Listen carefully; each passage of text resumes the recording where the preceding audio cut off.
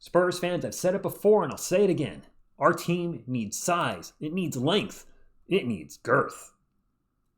Go, Spurs, go, 'cause the Giants stay. What is up, San Antonio Spurs fans? Welcome to TSR Sports. Hope you're having a great week. What an absolutely crazy bonkers night in the NBA last night, which I'll talk a little about at the end of the video. But first, we're going to talk about our San Antonio Spurs. We may draft a big, but we could use another big, and there's a pretty nice free agent list of bigs that are going to be available after the season. Courtesy of Hoops Hype, I'll put the link in the comments below because I'm going to grab some pictures from their article. It's just a really long article, and scrolling would have been driving me crazy. But I wanted to talk about the guys that are going to be available, and as we talk about each player, whether I think we can get them, whether they're going to stay with their team, or maybe we just don't want them. And of course, I'm talking about the four guys behind me. Whew! All right, now that's all said and done, let's get into the cream of the crop. Naz Reid.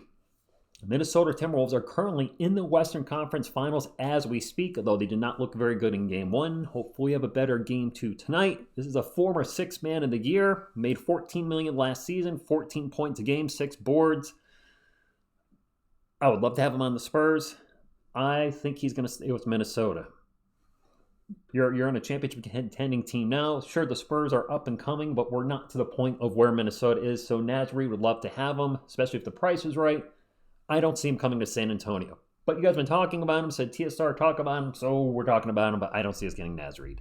Up next, I think a couple of you mentioned this, Bobby Portis. He has a player option similar to Naz Reid. He has a player option, so he could choose to stay in Milwaukee. But I think a lot of that might depend on if Giannis stays or goes. That could work two ways. If Giannis stays, he might be like, okay, we're trying to win something. If Giannis goes, could also be, maybe I get more minutes. Bobby Portis is a 6'10 stretch 4. He's a good rebounder. Right, he's not the best defender in the league. It actually says it right there, not the most impactful, but he would give us size, rebounding, and three-point shooting. 3 things we'll need. The 30-year-old's cost looks like it'll be about, $13 million, $14 million. If we could pick him up in free agency, I could see him being a solid player off the bench. Maybe a spot starter if needed. So this is, having vets on the team is not a bad thing. I know we all talk about the timeline a lot, and that makes sense if you're going to get a player that, the Giannis talks. Does he fit our timeline? We're not ready to be a finals champion, a contender at this very moment in time. Bringing in Giannis, that accelerates the timeline, but do our young players match the timeline as he's getting older, maybe more injury prone? So, vets though, your Harrison Barnes, your Bobby Portis, your Chris Pauls, those type of players that can contribute. Yeah, I'd be up for Bobby Portis. Just, it depends if he stays Milwaukee, then this is all a moot point, right? Up next, the Swiss Bank, Clint Capella. Actually, I think he's the oldest one we're going to talk about here today. He'll be 31 this season, and with us, he would be a backup center if the price is right.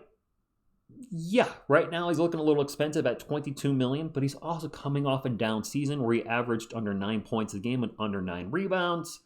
Is Atlanta ready to move on from him? Maybe, maybe not. I don't know. Clint Capella, if we could get him on a good contract, 2 years. I'm thinking like $15 million a year in my head, but is he gonna take that much of a pay cut? Can he get that much of a pay cut with the way the CBA is written? I don't know, but Clint Capella, yeah, I'd like him as a backup. He's a great rebounder. He's actually, I believe he led the league in rebounding many moons ago.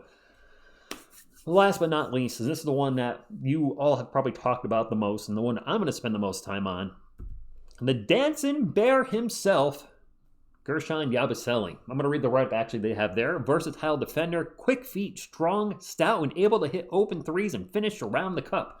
Had a solid return season in the NBA, one that should earn him another look. With Philadelphia, who was a dumpster fire this season with injuries. 11 points per game, just around 6 rebounds, 50% from the field, and very nice 38% from 3. So what's stretch 4? And he earned $2 million last season. All right, a little bit to unpack there. He'll be 30 this season. I don't know if I already said that, but 30. He's a power forward, but could play a small ball center type role. He is not small. He's 6'8", so he doesn't bring a lot of height to the team, but he is 265 pounds, so he brings the girth. He's Wemby's Olympic teammate from last year, so there'll be chemistry there. My big question here, Spurs fans, is he's going to get a raise. He's going to get a big raise based on last season. How much of a raise, though? 3 years for $30 million, which would be, quintuple his salary. 3 years for $36 million, maybe more. I have no idea what his market value is based off that one season. He looked good in the Olympics, and then before that, played with the Celtics, and I think he lasted 2 years, and it just did not pan out for him. But I would love to have him on the Spurs. Just a nickname alone, Dancing Bear. Isn't that worth it? Okay, maybe not just based on a nickname, but I think he would fit perfectly what we need. A big that can shoot a three. He's got the Wemby chemistry. We're great as a backup, a spot starter. Just the question is cost. And of course, is filling. What's Philly going to do? Philly, actually, this is a damn good question. What is Philly going to do? They were a mess last season. Tons of injuries. Jeremy McCain was looking like rookie of the year, blew out his knee. Joel Embiid was just his usual injured self. You brought in Paul George. That was a mess. They have the 3rd overall pick in this draft, which is going to cost some money. I believe 3rd overall picks, first-year salaries at least probably around, 10 million-ish? 9 to 10 million. I think that's what Steph's making his first year, so 9 to 10 million. Do they have the cap to bring him back? Maybe, maybe not. But I would love to see Gershon Yabiselli join the Spurs. I think that would be a lot of fun. And just, I would like to see him with our team. He was fun to watch in the Olympics. I didn't really see much of him when he was with the 76ers, except for the games he played the Spurs. This is a player out of the 4 I mentioned that I'd like to see us target the most and try to get. That brings it back to you guys, though.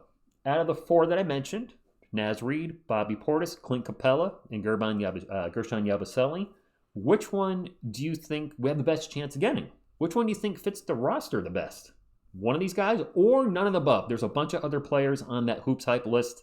Again, I'll put in the comments. Brooks Lopez is on there. Too old. Al Horford. We got Santiago Aldama, I think, was on that list. There was quite a few guys. And more than I realized. But I was like, okay, there's a lot of bigs out there that are available. But it's all to come down to fit and cost. Timeline, too. I mean, we don't want to get Al Horford, Brooke Lopez. I think Lopez made $20 million last year. He's pushing 40. The Spurs are not going to pay $20 million for a player at that age at this point in their career. Just not. But it'll be interesting to see what our Spurs do and if they can get one of the available bigs on the market. I did talk about the NBA playoffs a bit at the beginning. So last night, if you didn't, I'm sure you know by now, an insane comeback by the Indiana Pacers. A historic comeback. Teams leading by like 14 or more with 2:45 left were like 977-0. Now they're 977-1 because the Pacers came back. A crazy shot by Tyrese Halliburton, and then he did the Reggie Miller choke thing at the end. And I did a short of it. And I'm sharing this with you guys because not only an amazing moment as an NBA NBA fan watching the playoffs, but my short was 2 minutes long because I wanted to get that whole big ending in the fourth quarter. The missed free throw, I think it was OG missed a free throw, the 3 but not 3 2-pointer by Halliburton and everything leading up to it.